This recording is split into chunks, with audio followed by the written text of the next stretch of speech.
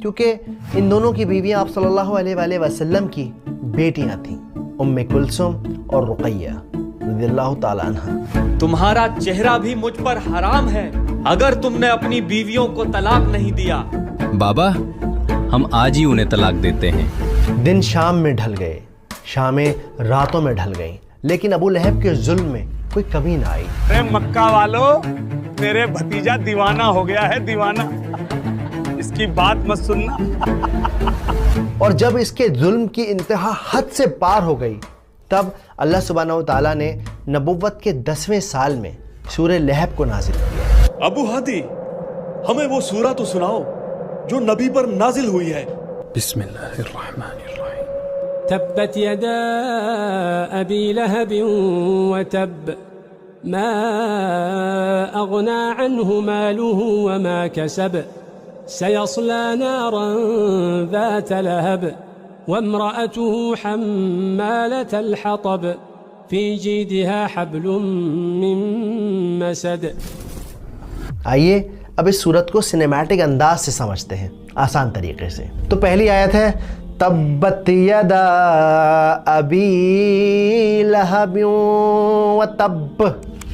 پہلی آیت میں اللہ نے کہا کہ ٹوٹ گئے دونوں ہاتھ ابو لہب کے اور برباد ہو گیا وہ۔ اب یہاں پر دو باتیں ہیں جو نوٹ کرنے والی ہیں۔ پہلی بات یہ ہے کہ یہ جو پوری آیت ہے، یہ آیت اصل میں پاسٹ ٹینس میں بات کر رہی ہے، یعنی ایسا نہیں کہ ابو لہب کے ہاتھ ٹوٹیں گے، اصل میں اس کے ہاتھ ٹوٹ چکے۔ جس لمحے اس نے نبی پاک کی شان میں گستاخی کی، اسی لمحے اس کے ہاتھ ٹوٹ گئے۔ تو یہ کام 100% ہو چکا ہے، اس کے ہاتھ ٹوٹ چکے ہیں۔ لیکن ابو لہب پھر بھی باز نہ آیا۔ جب یہ صورت نازل ہوئی تو وہ لوگوں سے کہتا، وہ کہتا ہے میرے ہاتھ ٹوٹ گئے، کہاں ٹوٹے میرے ہاتھ، صحیح سلامت تو ہیں۔ ہم جنگ بدر کے بعد جب آپ صلی اللہ علیہ وسلم کی زندگی کو دیکھیں گے، تب ہمیں پتہ چلے گا کہ کتنی بری طرح وہ مرا اور کس طرح سے آیات بالکل سچی ثابت ہو گئی۔ اب یہاں پہ نوٹ کرنے والی دوسری بات ہے، بہت امپورٹنٹ بات ہے، کہ ہاتھوں کی ہی کیوں بات ہو رہی ہے؟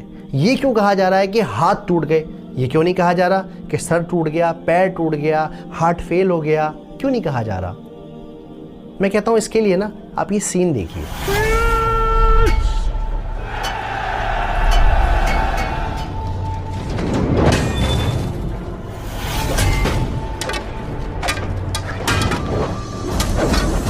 چلیے اس سین کو ایک بار پھر سے دیکھتے ہیں۔ اس سین میں آپ نے نوٹس کیا ہوگا کہ کیسے ایک سپاہی نے، ایک فائٹر نے اپنے ہاتھ میں ایک تلوار لی ہوئی ہے اور دوسرے ہاتھ میں خود کو بچانے کے لیے اس کے پاس شیلڈ ہے، ایک ڈھال ہے۔